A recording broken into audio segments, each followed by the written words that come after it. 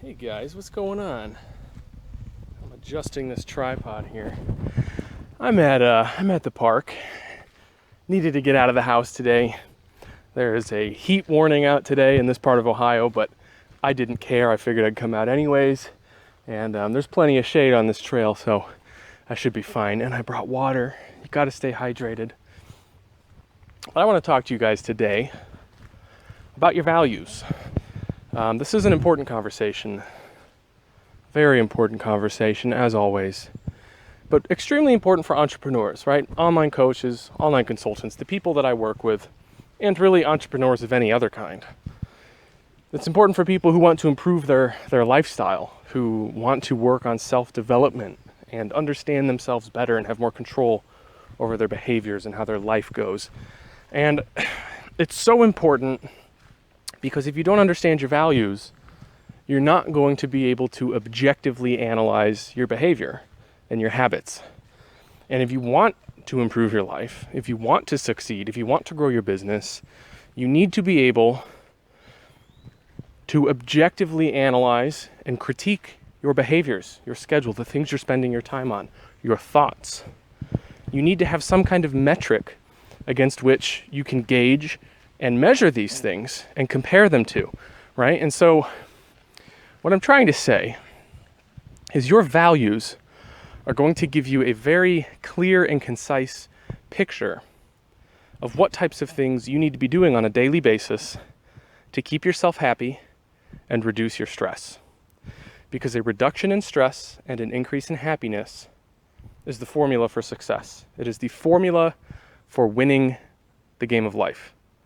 If you want to be a good entrepreneur, a good salesperson, a good coach, a good father or wife, husband or mother, anything, a good friend, if you want to like yourself, you need to reduce your stress as much as possible and increase your happiness as much as possible. That's it. Those are the only two objectives when it comes to making your life better. Right? The specifics don't matter. If you want a better life, do those two things. And how do you do those two things if you don't know your values? Because your values are going to show you which things decrease your stress and increase your happiness, right? If you value your health, if you value your freedom, and everyone should value those things, by the way. A lot of these are going to sound generic and kind of broad, but bear with me. You can get as specific as you want with these things. But if you value your health and your freedom, and yet you're eating junk food, you're not exercising as much as you should be, you're not happy with how your body looks, you never leave your home, you never go outside, and you never make your own decisions, how on earth do you expect to ever increase your happiness or reduce your stress? So in order to understand your values, which is really where we need to start in order to have this conversation, there's a few different things you can do, right? There is a really, really great personality test that I have all of my clients do, right? All of my business coaching clients. It is called the DISC test, D-I-S-C. And you can find it on Tony Robbins' website, okay? Tony Robbins created this, his team put it together. And it is a short online quiz that you can take for free. It takes like 15 minutes. You answer some questions about some stuff. And then it gives you a printout, a PDF printout with some charts and graphs and some written words about your values and your motives. And his values graph is divided into 7 different values, right? There's aesthetic, regulatory, economic, power, individualistic, theoretical, and altruistic. Those are the 7 values. And they each indicate an appreciation for different things, right? Aesthetic means you appreciate things that are beautiful. You really appreciate symmetry and design and art, creativity. Theoretical means you value learning and knowledge. Power indicates that you like power. You like being a leader, a manager. You like being able to make decisions, right? You can break all of these down. They're usually pretty intuitive as far as what they mean. But you get a score, right? And the score can be high, it can be low, or it can be towards the median. And depending upon how high or how low a score is, that determines its ranking. And the ranking tells you how much that value influences your decisions. And contrary to what many people think that your top 3 values that you value the most influence your decisions the most. Contrary to that opinion, sometimes your lowest values can influence your decisions the most. This was true in my case because when I took the DISC test, my economic score was my lowest score because I'm not motivated by money. I don't care that much about money. When I started out as an online coach, I didn't like sales because money made me feel kind of slimy. I had a scarcity mindset, and I was charging really, really low prices, and it just wasn't good. And as it turns out, having a really, really abysmally low economic score, that was the largest influencer out of all 7 of my values. Because whenever I was making a decision, the first thing I would think about is, maybe I'm poor, I don't have enough money for this.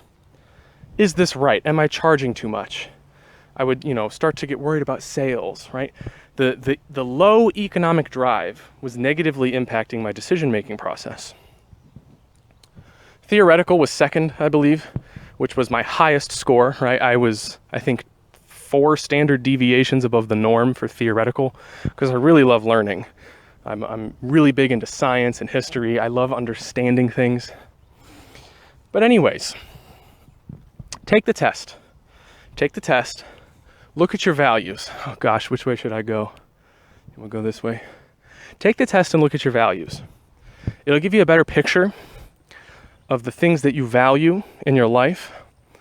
And from there, you can begin to gain a better understanding of your behavior, right? Because I didn't understand why I struggled with sales so much. I didn't understand why I preferred to read instructions, watch tutorials, buy courses, take lessons, instead of actually taking action, right? I love learning. I don't like doing as much. And so just understanding that allowed me to put, checks and balances in place to make sure that I was doing equal parts learning and equal parts doing. Because knowledge is not power. Applied knowledge is power. And that was my problem starting out. I was bad at sales, and I spent too much time learning and not enough time doing. Once I fixed those 2 things, my fitness coaching business took off. I began to understand so many more details. I began to see a bigger picture and really understand myself and have better control over my behavior, which made a huge impact in my self-development and the growth of my business.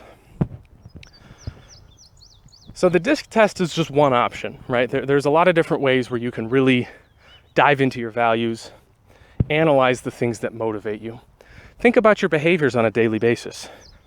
What types of things do you do to reward yourself for doing good? And what types of things do you do to punish yourself when you do badly? Which activities do you really enjoy? Which activities do you not enjoy? And then once you've identified those items, dig down even deeper and start asking yourself, why? Why do I not enjoy doing that? Is it the amount of time it takes? Is it too much physical labor? Is it too much mental labor? Is it because I have to deal with people and people annoy me? Or is it because I'm alone and I need more people? I'm highly extroverted. Being an online entrepreneur was very difficult for me because I get energy from people.